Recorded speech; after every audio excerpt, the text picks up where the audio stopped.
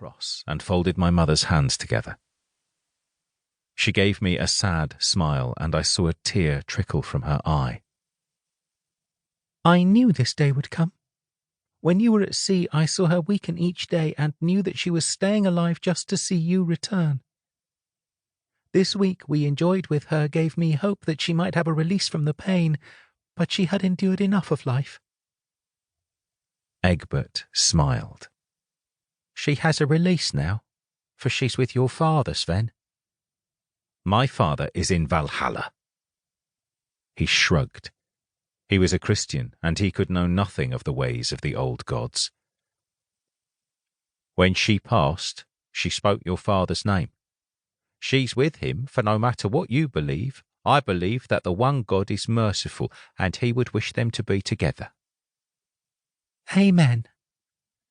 I looked at Mary, who nodded as she said the word. I should have said something then about the marriage, but I did not. I was too upset and confused by the death and the words of the Christians. That I did not was a mistake. I was also afraid. I know that my shield brothers would have been surprised that I should be afraid of anything, but Mary always seemed to hold a power over me, and I was afraid that if I asked her and she rejected me, then I would not be able to face her. My father had been plagued with flaws. I suppose all men are. But my flaw was a fear of rejection, and I said nothing. It was foolish, and looking back, a mistake. But all men have a weakness, and that was mine.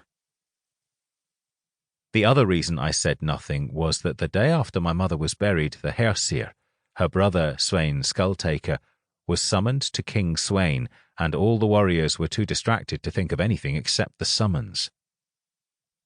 We knew that King Sweyn did not hold our clan in high regard, and that, while we had served the King of Denmark each time he had asked, he was a willful king, and he could take it upon himself to punish us in some shape or form. We prepared weapons and took to attending to the needs of the Drecker. Mary, for her part, had my mother's clothes to distribute to the poor. We did not see much of each other for a few days. The Danish warriors who raided Wessex and Francia were not concerned with gaining land or power, but our kings were. King Olaf Tryggvason was angered by an alliance of Sweyn Forkbeard, king of Denmark, and Olof Skrytkonung, the king of Sweden. At the time we knew nothing of this, but when Sweyn Skulltaker was summoned to the court, then we knew that something was afoot. Lodvir had ordered us to make our ships ready for war. He had an idea why the Hersir had been summoned. We were busy repairing our two Drecker. We had raided successfully, and our men were keen to sail across the seas once more and ravage the weakly defended lands of England.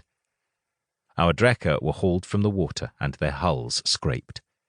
It was not a pleasant duty, but we knew that it was necessary.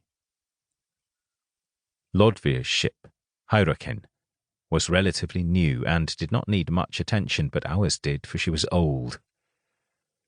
We had just finished Sea Serpent when my uncle returned from King Sweyn. That he was not happy was clear, and his face was as black as thunder. He forced a weak smile when he saw that we had cleaned the hulls of the two ships. "You are becoming fortune-tellers, for we go to war." Lodvir nodded and asked, "When?"